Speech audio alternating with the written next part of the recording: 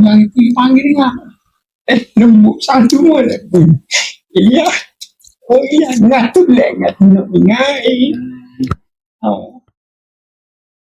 5 tahun lalu, hidup Ilyas Muhammad berubah sekelip mata apabila terjatuh ketika memanjat pokok kelapa. Kini, lelaki berusia 34 tahun itu hanya mampu terlantar. Namun, apa yang lebih menyentuh hati ialah keadaan bapanya yang turut terlantar sejak 2 tahun lalu. Di sebuah rumah sederhana, dua beranak itu kini bergantung sepenuhnya kepada kasih sayang ahli keluarga yang tidak pernah jemu menggalas tanggungjawab sebagai penjaga. Menurut Ilyas, kemalangan itu berlaku ketika dia memanjat pokok kelapa setinggi kira-kira 3.66 meter untuk mengambil kelapa muda. Katanya dia memilih pokok yang paling tinggi kerana buahnya masih muda, tanpa menyangka keputusan itu mengubah seluruh perjalanan hidupnya. Belum ni, kalau duduk kampung, tiap bulan puasa lah, ambil upah ngekahnya.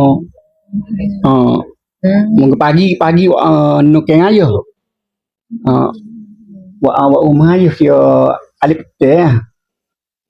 Makanya, pagi dan udah mulai lama dah tu minanya.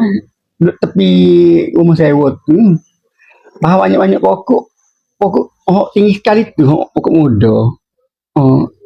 Kita ukah dia sampai dah atas. Waktu ada dua putih.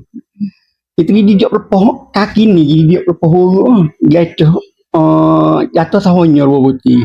Pokoknya bohong dua putih hati lebuhnya. Dia berkata demikian ketika menerima kunjungan kru Medical TV di rumahnya di Kampung Pendik, Jalan Pasir Mas Salor di sini baru-baru ini. Akibat terjatuh, Ilyas disahkan lumpuh dari paras pinggang ke bawah, manakala tulang belakang dan punggungnya hancur dan diganti dengan besi. Kalau kata begok tu 2 minggu sebulan kali kita begok. Boleh sekali lah. Susah nak berok tu. Tak serap apa dah berok kecil. Tak ada rasa. Macam nak berok pun nak tarik nak tubik ke, IT nak tubik. Tak ada rasa. Nak tak boleh, nak teria tak boleh. Apa khabar tak? Bang ataupun guni waktu, tubik. Kadang-kadang adik berok. Ya bangun, ya tarik ni. Pernah tidur ada tarik 7 hari lepoh ni. Tak gimana? Nak tahu tak boleh senuk. 2-3 hari kali. Ini kat 6 hari ni kita mandi. Jujur. Ionya habis duk boleh bangun ni. Senjak kau ni. Ada tak nak bangun tidak ni? Ada juga. Tapi semangat habis sebenarnya kalau saya tengok tak kuat jugalah.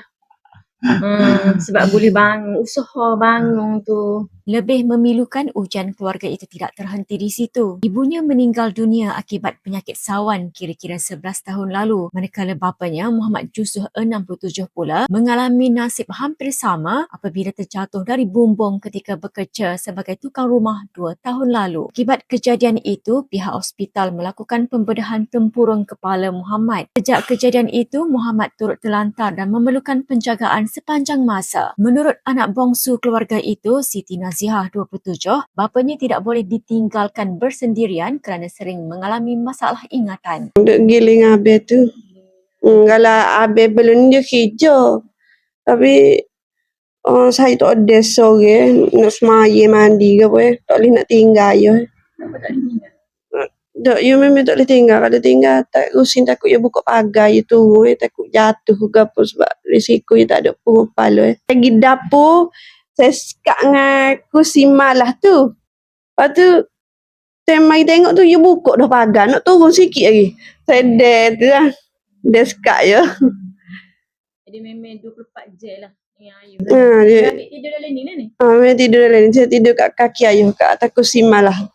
Tugas menjaga dua insan tersayang itu dipikul bersama adik-beradik lain termasuk Muhammad Nasruddin 29 yang sebelum ini bekerja di sebuah kedai makan. Menurut Siti Nazihah, abangnya itu berhenti bekerja demi membantu dirinya menguruskan ayah dan juga abang Muhammad Solihin. Menurut Siti Nazihah, kakak sulungnya Siti Rohani 38 yang juga ibu kepada 3 cahaya mata berusia 18, 11 dan 2 tahun bekerja di kedai makan juga ada membantu mereka. Keluarga itu kini hanya bergantung kepada bantuan bulanan Jabatan Kebajikan Masyarakat JKM sebanyak RM500 bagi setiap seorang untuk menampung keperluan harian. Kalau sebelum ni macam ayah ke minum susu.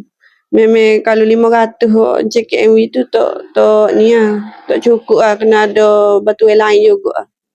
Memang ada belum ni ayah mutu susu dia. Saya pun cari susu ni yang murah-murah gitu lah.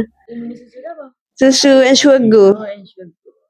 Terik lah sikit dulu tapi lepas pada dia berhenti makan ni terheran lah keperluan dia tu. Nak tengok ayah malah boleh jalan balik. Sebab doktor ya ayah dia ada potensi boleh jalan balik tapi disebabkan tulang belakang dia ada masalah. Jadi doktor tak galakkan sangat lah. Tu doktor saja nak operation tulang belakang tapi kos dia tinggi sikit lah dalam 15,000 ke 20,000 juga lah. Abang ni kalau doktor ya abang ni lupa kekal lah. Tapi tak salah kalau ada kat JB tu dia boleh jalan balik ke. Cuma nak tengok ayah nak sihat lah. Di sebalik segala ujian yang menimpa, Ilyas mengakui doa daripada bapanya menjadi sumber kekuatan untuk terus bertahan. Kalau boleh panggil nama ayah. Kita orang ni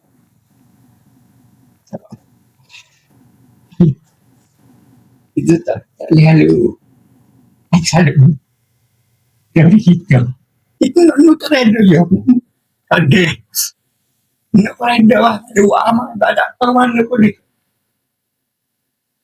nyelang kalian ibu mu terada hari mu beli rokok tak saya mau lakukan tak malah man ibu malah ibu reda pada mana seruah. Sementara itu, keluarga tersebut turut mendapat kunjungan dan perhatian Koordinator Third Force Pasir Mas, Wan Zalilah Syafi'i yang menyampaikan sumbangan. Laporan Nik Nur Zakia Abdullah bersama jurukamera Izzatul Azma Sanusi, Berita iMedical TV.